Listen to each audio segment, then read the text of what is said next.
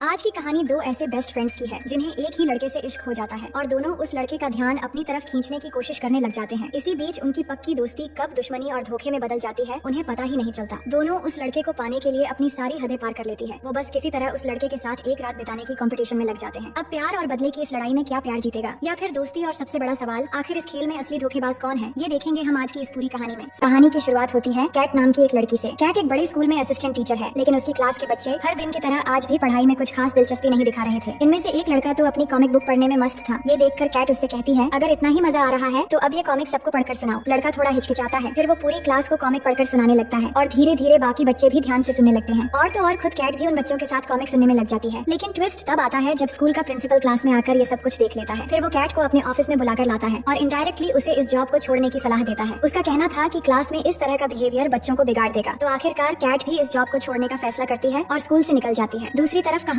हमें मैग नाम की एक लड़की से मिलवाती है। मैग एक बड़ी कंपनी में ब्यूटी प्रोडक्ट्स बेचने के लिए आई होती है और वो कंपनी ओनर को प्रोडक्ट्स की स्पेसिफिकेशन और उनकी खास बातें बताने की कोशिश करती है। लेकिन कंपनी की ओनर को ये सब पसंद नहीं आता और वो साफ साफ कहती है कि ये सारे प्रोडक्ट्स तो साउथ कोरियन है और मुझे इनमें कोई दिलचस्पी नहीं है। मैग को ये सुनकर काफी गुस्सा आता है और वो वहाँ से बाहर निकल आती है। लेकिन जैसे ही बाहर आती है वो देखती है कि उसकी कार नो पार्किंग जोन से टो करके ले जाया जा रहा है। ये देखकर उसके खराब दिन और भी बदतर बन जाता है। इसके बाद हमें पता चलता है कि कैट और मैग असल में बेस्ट फ्रेंड्स हैं और दोनों एक ही घर में रहती हैं। घर पहुंचते ही दोनों अपनी खराब किस्मत पर हंसने लगती हैं और गाने पर डांस करना शुरू कर देती हैं। कैट बताती है कि उसकी जॉब चली गई है, जबकि मैग अपने खराब दिन के किस्से शेयर करती है। तभी एक लड़का मैग की बेडरूम से बाहर आता है और मैग को अपना कपड़ा देने के लिए कहता है। असल में कैट के आने से पहले मैग ने उसके साथ एक राउंड खत्म कर चुकी थी। कैट उससे पूछती है कि ये सब क्या है, तो वो उसे किसी तरह समझा लेती है। दरअसल मैग थोड़ी नॉटी टाइप की लड़की है और वो हर आए दिन अपने बॉयफ्रेंड्स बदलती रहती है। इसके बाद रात में दोनों ड्रिंक करते हुए टीवी देखती हैं और डिस्कस करती हैं कि इस शहर को छोड़कर कहीं दूर वेकेशन पर जाना चाहिए। हालांकि कैट कहती है कि मेरी जॉब चली गई है, इसलिए मुझे नई जॉब ढूंढनी होगी। लेकिन मैग उसे समझाती है कि पहले वेकेशन में जाकर मूड फ्रेश कर लेते हैं और इस वेकेशन के बाद हम दोनों मिलकर जॉब भी ढूंढ लेंगे। कैट को ये आइडिया अच्छा लगता है और दोनों अगले ही दिन पोलैंड के लिए निकलने का प्लान बनाती हैं। लेकिन एयरपोर्ट पर पहुंचने पर वो देखती हैं कि सिक्योरिटी चेक के लिए लंबी लाइन लगी हुई है और उनकी बारी आते आते तो बहुत सारा टाइम निकल जाएगा। तो मैग अपनी स्मार्टनेस का इस्तेमाल करती है और वहाँ के एक स्टाफ मेंबर के सामने जाके अपनी बैग खोल के कुछ ढूंढने लगती है और बातों बातों में उसे इम्प्रेस कर लेती है और लाइन में अपनी जगह आगे करवा लेती है। मैग की इस स्किल से कैट को भी फायदा होता है और दोनों फ्लाइट में पहुंच जाती है। वहाँ पर उनकी सीट्स एक साथ होती हैं, लेकिन उनके बीच की एक सीट खाली रहती है जो रेयान नाम के एक लड़के के लिए रिजर्व थी। और यहाँ दोनों बातें करने लगती हैं, जिससे हमें पता चलता है कि कैट को ऊंचाई से डर लगता है। फिर थोड़ी देर बाद रेयान वहाँ आ जाता है जो काफी हैंडसम होता है और उसे देखकर दोनों के चेहरे पर खुशी झलकने लगती है। अब फ्लाइट टेक ऑफ हो जाने के बाद दोनों रेयान से बातचीत शुरू करने में बिल्कुल भी देर नहीं करती। वो अपना नाम बताती हैं और उससे उसकी डेस्टिनेशन के बारे में पूछती हैं। तो रेयान उन्हें बताता है कि वो पोलैंड में एक शादी अटेंड करने जा रहा है। इस दौरान दोनों ही उससे दोस्ती बढ़ाने और उसका ध्यान अपनी तरफ खींचने की कोशिश करती है। कभी कैट उससे बात करती है तो कभी मैग थोड़ी नोटी अंदाज में उसे इम्प्रेस करने की कोशिश करती है। फिर थोड़ी देर में उनके पास फ्लाइट अटेंडेंट आता है और उन्हें जानकारी देता है कि फ्लाइट पोलैंड नहीं पहुंच पाएगी क्योंकि वहाँ का वेदर कंडीशन बहुत ही ज्यादा खराब है, इसलिए फ्लाइट को पोर्ट लुइस में लैंड करना पड़ेगा। इसके बाद फ्लाइट पोर्ट लुइस में लैंड कर जाती है और होटल बुक करते वक्त मैग याद करती है कि वो जल्दबाजी में अपना बैग एयरपोर्ट पर ही भूल आई है। फिर दोनों रूम बुक करते हैं और जैसे ही वो लिफ्ट की तरफ बढ़ते हैं वहाँ उनकी मुलाकात फिर से रेयान से होती है जो इसी होटल में रुका था। रेयान को देखकर कैट और मैग दोनों खुश हो जाती हैं। रेयान मुस्कुराते हुए कहता है, तुमसे दोबारा मिलकर अच्छा लगा और हाँ, आज रात 8 बजे होटल में एक शानदार पार्टी है, मैं वहीं रहूंगा, तुम दोनों भी आओगी तो अच्छा लगेगा। ये सुनकर दोनों बेहद क्यूरियस हो जाती हैं और पार्टी में जाने का मन बना लेती हैं। लेकिन अब मैग के सामने एक बड़ी परेशानी है क्योंकि उसके पास तो कपड़े नहीं है। तो वो कैट से अपनी ड्रेस शेयर करने को कहती है, मगर कैट साफ मना कर देती है और कहती है, मेरे पास सिर्फ एक ही ड्रेस है। दरअसल कैट चाहती थी कि पार्टी में वो अकेले जाकर रेयान से मिले। अब पार्टी शुरू होती है और कैट वहाँ पहुँच जाती है और रेयान को देखते ही उससे मिलकर बातें करने लगती है। रेयान उसकी खूबसूरती की बहुत तारीफ करता है जिससे कैट भी काफी खुश होती है। लेकिन थोड़ी देर बाद मैग भी वहाँ पहुँच जाती है। उसने किसी तरह एक साड़ी का इंतजाम कर लिया था और वाकई वो सबसे अलग और इम्प्रेसिव लग रही थी, जिससे रेयान उसकी भी काफी तारीफ करता है। अब यहाँ पर 3 अजनबी बंदे कैट और मैग के पास आके उन पे लाइन मारने लगते हैं और सनराइज तक साथ में समय बिताने का ऑफर देते हैं। लेकिन मैग और कैट खुद को अंडर कवर ऑफिसर बताकर उनसे पीछा छुड़ा लेती है। पार्टी की रौनक बहुत ही शानदार थी। तभी न्यूज में दिखाया जाता है कि पोलैंड में मौसम और भी खराब हो गया है, जिससे सारे रास्ते बंद हो चुके हैं। तो रेयान ये देखकर थोड़ा परेशान होने लगता है। लेकिन कैट और मैग उसकी हिम्मत बढ़ाते हुए कहती हैं कि टेंशन मत लो, सब ठीक हो जाएगा। लेकिन असल में दोनों सिर्फ रेयान के करीब आने की कोशिश कर रही थी। इसके बाद तीनों अपनी लाइफस्टाइल और काम के बारे में बातें करने लगते हैं। थोड़ी देर बाद पार्टी में म्यूजिक बजते ही डांस शुरू हो जाता है और डांस के दौरान दोनों उससे चिपकने की कोशिश करने लगते हैं। रेयान ये सब कुछ समझ रहा था कि उनके मन में क्या चल रहा है, लेकिन यहाँ वो शांत रहता है। फिर पार्टी खत्म होने के बाद तीनों अपने अपने रूम की तरफ लौटते हैं, पर जाते जाते रेयान कहता है, कल क्यों ना हम सब मिलकर इस सिटी को एक्सप्लोर करें, बहुत मजा आएगा। तो दोनों इस बात पर तुरंत तैयार हो जाती हैं। यहाँ पर कैट चालाकी करते हुए रेयान के साथ उसके कमरे में जाना चाहती थी, लेकिन मैग समझ जाती है कि कैट के मन में क्या चल रहा है, तो वो कहती है, मैं भी तुम्हारे साथ जाऊंगी। लेकिन इस हड़बड़ी में कोई भी उसके साथ नहीं जा पाती। फिर अगले दिन दोनों रेयान के पास पहुँचती है और घूमने का प्लान बनाने लगते हैं। लेकिन मैग होशियारी करते हुए सबसे पहले एयर बलून की सवारी का सुझाव देती है क्योंकि उसे पता था कि कैट को ऊंचाई से डर लगता है। लेकिन फिर भी रेयान के सामने खुद को डेयरिंग दिखाने के लिए कैट मान जाती है और फिर तीनों बलून में चढ़ जाते हैं। उनके साथ में एक गाइड भी होता है जो बलून को ऑपरेट करेगा। लेकिन बलून ऊपर उड़कर जैसे ही काफी ऊंचाई तक पहुंचता है तो इतनी ऊंचाई देखकर कैट की हालत खराब होने लगती है और वो चिल्लाकर बलून नीचे उतारने को कहती है। और कैट को इस हालत में देखकर रेयान उसे सहारा देता है और उसकी हिम्मत बढ़ाने लगता है। इससे कैट को काफी अच्छा लगता है, मगर मैग के चेहरे पर नाराजगी साफ नजर आने लगती है और उसे जेलसी होने लगती है। इसके बाद मैग एक शैंपेन की बोतल निकालती है ताकि कैट इसे पीकर थोड़ा रिलैक्स फील कर सके। लेकिन बोतल खोलते वक्त उसका ढक्कन उस बंदे की आंख पर लग जाता है जिसकी पहले से ही एक आंख खराब थी। अब इस बलून को वही कंट्रोल कर रहा था और उसकी इकलौती आंख भी फूट चुकी थी। अब वो नीचे कैसे उतरेंगे इसी टेंशन में सभी चिल्लाने लगते हैं। लेकिन हालत खराब होने के बाद भी वो किसी तरह बलून को लेकर एक जगह पर बहुत ही खराब लैंडिंग करते हैं और इससे कैट की हालत और भी खराब हो जाती है। नेक्स्ट सीन में वो होटल में पहुंचते हैं जहाँ कुछ देर के बाद वो पूल में जाने का डिसाइड करते हैं। इसके बाद दोनों रेयान को पटाने के लिए बहुत ही शॉर्ट ड्रेस पहनकर पूल में जाती है ताकि वो रेयान की नजरों में आ सके। अब पूल में पहुंचकर दोनों रेयान से मिलती है, लेकिन पटाने के चक्कर में वो धीरे धीरे कंपटीशन में लग जाती है और बारी बारी पूल में जंप लगाने लगती है ताकि रेयान को इम्प्रेस कर सके। लेकिन इससे रेयान के साथ साथ बाकी लोगों का भी एंटरटेनमेंट हो जाता है और सभी उन्हें ही देखने लगते हैं। लेकिन हद तो तब हो जाती है जब मैग एक चेयर लाती है और उसके ऊपर से जंप लगाने की कोशिश करती है। ये देखकर कैट उसे रोकती है और कहती है, तुम पागल हो चुकी हो, इससे तुम्हें चोट लग सकती है। लेकिन वो उसकी बात नहीं सुनती और जैसे ही वो जंप लगाती है तो उसकी आंख पर बहुत जोर से लगती है जिससे बेचारी को बहुत तकलीफ होती है। अब अगले सीन में हम उन दोनों को होटल के कॉफी शॉप में बैठे हुए देखते हैं। दोनों ने एक दूसरे को अभी तक खुलकर नहीं बताया कि वो रेयान को पसंद करती है, लेकिन उनकी हरकतों से एक दूसरे को पता चल चुका था। वो किसी भी तरह रेयान को बस पाना चाहती थी। तभी वो रेयान को देखते हैं जो लगेज लेकर निकल रहा होता है, तो वो जल्दी से बाहर निकलती है और उससे बात करने लगती है। वहाँ उन्हें पता चलता है कि रेयान क्रैग नाम के एक लड़के की कार से बाय रोड पोलैंड जाने वाला है, तो वो कहती है कि वो भी उसके साथ जाना चाहती है और जल्दी से अपना लगेज लेकर रेयान के साथ चल पड़ती है। अब कार में क्रैग सबको बताता है कि पोलैंड तक पहुंचने में उन्हें लगभग 17 घंटे लगेंगे और ये सफर काफी लंबा होने वाला है। लेकिन यहाँ इन दोनों की सबसे बड़ी प्रॉब्लम ये थी कि कैट आगे बैठी हुई थी जबकि मैग और रेयान पीछे बैठे हुए थे और वो मस्ती कर रहे थे। ये देखकर कैट को बिल्कुल भी अच्छा नहीं लग रहा था क्योंकि वो रेयान के साथ पीछे बैठना चाहती थी। उसे बहुत जलन हो रही थी, इसलिए वो उनकी केमिस्ट्री बिगाड़ने के लिए जबरदस्ती पीछे पहुंच जाती है। लेकिन उनके बीच एडजस्ट नहीं हो पाती, इसलिए वापस उसे आगे आना पड़ता है। अब कैट देखती है कि मैग और रेयान के बीच काफी नजदीकियां बढ़ रही हैं, तो वो मैग की एक पुरानी फोटो दिखाती है जिसमें वो बहुत ही गंदी लग रही थी। ये देखकर रेयान भी बहुत हंसता है और सबके सामने उसका मजाक बन जाता है। इससे मैग को बहुत बुरा लगता है और वो मन ही मन गुस्से से भर जाती है। अब इसका बदला तो वो जरूर लेने वाली थी। इसके बाद वो पेट्रोल भरवाने के लिए एक पंप पर रुकते हैं, तो कैट उन्हें बताकर बाथरूम के लिए जाती है। पर जैसे ही वो अंदर जाती है मैग आकर बाथरूम का दरवाजा लॉक कर देती है और वहाँ से चली जाती है। वापस आने के बाद मैग रेयान से बात करने लगती है और उससे चिपकने की कोशिश करती है। हालांकि रेयान कैट के बारे में पूछता है कि वो अब तक क्यों नहीं आई है, तो मैग कहती है उसे शायद थोड़ी प्रॉब्लम है इसलिए आने में टाइम लगेगा। तभी रेयान को एक कॉल आ जाता है तो वो बात करने के लिए थोड़ा आगे चला जाता है। इतने में क्रैग वहाँ आकर मैग से बातें करने लगता है और यहाँ हमें पता चलता है कि क्रैग असल में मैग को पसंद करता है, लेकिन उसने अभी तक ये बात मैग को नहीं बताई है। इसके बाद जब रेयान और मैग आपस में बात कर रहे होते हैं तभी हम पीछे देखते हैं कि कैट बाथरूम की खिड़की से छलांग मार देती है जिससे उसकी हालत और उसके कपड़े पूरी तरह खराब हो जाते हैं। उसे मैग पर बहुत गुस्सा आ रहा था क्योंकि उसे पता था कि दरवाजा उसी ने ही लॉक किया है। इसके बाद वो बहुत गुस्से में पाइप के पानी से खुद को साफ करती है और ड्रेस चेंज करती है और अब फाइनली उसे रेयान के साथ पीछे बैठने का मौका मिल जाता है। पर ये मौका वो नहीं छोड़ना चाहती थी, इसलिए वो रेयान से कहती है जब मैं वहाँ गिरी थी तो मेरी गर्दन में थोड़ी मोच आ गई थी, इसलिए वो रेयान से मसाज करने को कहती है और रेयान भी उसकी मसाज करने लगता है। यहाँ कैट मैग को चढ़ाते हुए वो थोड़ी नोटी अंदाज में आवाज निकलने लगती है। ये सुनकर क्रैग सोचता है कि यहाँ मसाज चल रही है या कुछ और, लेकिन मैग को ये सब देखकर बहुत जेलसी होने लगती है, इसलिए वो चुपके से एक बियर बॉटल में बहुत सारी स्लीपिंग पिल्स मिला देती है और कैट को देते हुए कहती है इसे पीने के बाद शायद तुम्हें थोड़ी राहत मिल जाएगी। लेकिन कैट मना कर देती है और तभी क्रैग बॉटल छीनकर पीने लगता है। मैग उसे मना करती है कि ड्राइविंग करते वक्त बियर नहीं पीनी चाहिए, लेकिन इस बीच क्रैग 3-4 घूंट पी लेता है, पर उसे नहीं पता था कि बियर में स्लीपिंग पिल्स मिले हुए हैं। अब रात का समय हो जाता है और सभी लोग धीरे धीरे सो जाते हैं, तो क्रैग को भी नींद आ जाती है और वो कार ले जाकर एक पोस्टर पर टक्कर मार देता है जिससे सभी घबरा जाते हैं। इसके बाद वो लोग एक होटल में पहुंच जाते हैं जहाँ पर वो रूम बुक करने लगते हैं, लेकिन मैग और कैट के बीच अब काफी अनबन हो चुकी थी, इसलिए वो दोनों अलग अलग कमरा चुनती हैं और एक दूसरे से काफी अजीब तरह से बिहेव कर रही थी। अब आगे हम देखते हैं कि क्रैग और मैग एक साथ बैठे हुए हैं और एक दूसरे से बातें कर रहे हैं। क्रैग बताता है कि ड्राइविंग के साथ साथ वो एक शॉप भी चलाता है। असल में वो मैग को बताना चाहता था कि वो उसे पसंद करता है, लेकिन वो कह नहीं पाता। दूसरी तरफ देखते हैं कि रेयान और कैट एक जगह मिलते हैं, तो रेयान कहता है तुम कहाँ चली गई थी, मैं तुम्हें ही ढूंढ रहा था। तुम दोनों हमेशा एक साथ रहती हो, इसलिए मैं कभी नहीं कह पाया कि मैं तुम्हें पसंद करता हूँ। और फिर बात करते हुए दोनों एक दूसरे को किस करने लगते हैं। फिर क्या होना था, रेयान उसे अपने कमरे में ले जाता है और फिर कमरे में एक जोरदार तूफान आता है जिससे कमरे की बहुत सारी फर्नीचर भी टूटती है। अब तूफान के बाद हम कैट को देखते हैं जो बहुत ही खुश नजर आ रही थी। फिर अगली सुबह कैट और मैग ब्रेकफास्ट में मिलती है, जहाँ पर मैग बताती है कि कल रात रेयान उसके साथ था और सारी रात उन्होंने एक साथ बिताई। लेकिन कैट को अच्छे से पता था कि रेयान तो उसके साथ था, लेकिन बातों बातों में दोनों को पता चल जाता है कि असल में रेयान ने तो दोनों के साथ ही रात बिताया। इतने में वहाँ क्रैग आता है और दोनों को बताता है कि रेयान उसकी कार लेकर भाग गया है। लेकिन इस बीच कैट और मैग के बीच बहस शुरू हो जाती है और दोनों एक दूसरे से बहुत बुरी तरह झगड़ा करने लगती हैं, जिससे वो काफी इंजर्ड भी हो जाती है। तब तक पुलिस वहाँ आ जाती है और होटल की चीजें तोड़फोड़ करने की वजह से दोनों को पकड़ लेती है। पुलिस ऑफिसर एक विमेन होती है और यहाँ पर क्रैग भी मौजूद होता है, जो पुलिस को बताता है कि रेयान नाम का लड़का उसकी कार लेकर भाग गया है। और यहाँ पर उन्हें पता चलता है कि रेयान जिस शादी में जा रहा था वो असल में उसी की शादी थी और शादी एक होटल में हो रही है। वहीं कैट और मैग पुलिस ऑफिसर से रिक्वेस्ट करने लगती हैं कि हमने जितने भी नुकसान किए हैं उनकी भरपाई कर देंगे। प्लीज हमें छोड़ दीजिए क्योंकि रेयान ने सबसे बड़ा धोखा हम दोनों को दिया है। हमें किसी भी तरह शादी से पहले उस तक पहुंचना है। ये सुनकर पुलिस उन्हें छोड़ देती है, जिसके बाद वो टैक्सी लेकर निकलने वाले होते हैं। लेकिन इस बार क्रैग उनके साथ नहीं जाता, तो दोनों क्रैग के बिना ही निकल पड़ती हैं और बिना रुके सीधा उस होटल तक पहुंचती हैं जहां रेयान की शादी होने वाली थी। वहां रेयान के बहुत सारे रिश्तेदार भी आ चुके थे और कुछ देर में उनकी नजर रेयान पर भी पड़ जाती है। और जब रेयान दोनों को देखता है तो वो उनसे भागना शुरू कर देता है, लेकिन कैट और मैग उसका पीछा करके आखिरकार उसे पकड़ लेती हैं। इसके बाद वो रेयान से पूछती हैं कि तुमने हम दोनों को यूज क्यों किया, जबकि तुम्हारी शादी होने वाली है। अब हम तुम्हारी शादी नहीं होने देंगे क्योंकि तुमने हमारे साथ चीट किया है। तो रेयान उन दोनों को समझाता है कि प्लीज ऐसा मत करो और यहाँ पर चिल्लाना मत। फिर वो कहता है कि असल में मुझे पता चल गया था कि तुम दोनों मुझे पसंद करती हो, और पसंद तो छोड़ो, तुम दोनों मुझे किसी तरह बस एक बार पाना चाहती थी, और इसके बाद तुम दोनों भी तो मुझे छोड़कर जाने वाली थी। और धोखा तो तब होता जब मैं तुम दोनों में से किसी एक के साथ सेट हो जाता। मुझे पता था कि तुम दोनों बेस्ट फ्रेंड्स हो और आखिरकार एक साथ ही रहने वाली हो, इसलिए मैं तुम्हें छोड़कर भाग आया था। इसी बीच रेयान की होने वाली वाइफ वहाँ आ जाती है, जो मैग और कैट से मिलकर उनसे बातें भी करती है और पूछती है तुम दोनों रेयान के कौन लगती हो। तो दोनों वो सब न बताकर कह देती हैं कि हम उसकी फ्रेंड्स हैं और तुम्हें देखने आए थे और तुम तो बहुत ही ज्यादा खूबसूरत हो। इससे रेयान भी समझ जाता है कि ये दोनों अब कुछ नहीं बताएंगी। इसके बाद रेयान अपनी शादी में चला जाता है और यहाँ कैट और मैग को पता चलता है कि रेयान की होने वाली वाइफ रेयान को बहुत चाहती है और उसके रिश्तेदार भी उसकी शादी के लिए बहुत खुश हैं और कहीं न कहीं गलती उनकी भी थी। तो वो खुद को समझा लेती है कि इस शादी में वो कोई भी प्रॉब्लम क्रिएट नहीं करेंगी और फिर वापस आ जाती है। इसके बाद देखते हैं कि मैग की मुलाकात एक बार फिर क्रैग से होती है और क्रैग यहाँ पर मैग को सब कुछ बता देता है कि वो उसे पसंद करता है और कहीं न कहीं मैग भी क्रैग को पसंद करने लगी थी, तो वो भी मान जाती है और एक दूसरे को किस करने लगते हैं। नेक्स्ट सीन में हम कैट और मैग को देखते हैं कि दोनों अभी भी एक दूसरे से थोड़ी नाराज थी, लेकिन वो बेस्ट फ्रेंड्स थी, इसलिए उन्हें एक दूसरे को आखिरकार माफ करना ही पड़ा। फिर वो कसम खाती हैं कि आज के बाद जिंदगी में किसी भी वजह से उनकी दोस्ती में दरार नहीं आएगी, जिसके बाद दोनों एक दूसरे को गले लगाकर काफी इमोशनल भी हो जाती हैं। इसके बाद दोनों जॉब ढूंढना भी शुरू कर देती हैं। फिर एक दिन कैट को उसके स्कूल के प्रिंसिपल मिलते हैं, जो आकर उससे बात करते हैं और कैट का प्रमोशन भी कर देते हैं। असल में प्रिंसिपल समझ चुके थे कि जिन बच्चों को वो पढ़ा रही थी उन्हें पढ़ाना इतना आसान नहीं है, क्योंकि वो बहुत ही शरारती बच्चे हैं और उन्हें कैट ही पढ़ा सकती है। इसलिए कैट को प्रमोशन के तौर पर एक बड़े टीचर के रूप में रख लिया जाता है। दूसरी तरफ क्रैग और मैग की न्यू रिलेशन भी बहुत अच्छी चल रही थी और वो एक दूसरे से बहुत ज्यादा प्यार करने लगे थे और बिल्कुल एक परफेक्ट कपल बन जाते हैं और इसी के साथ कहानी यहीं पर खत्म हो जाती है।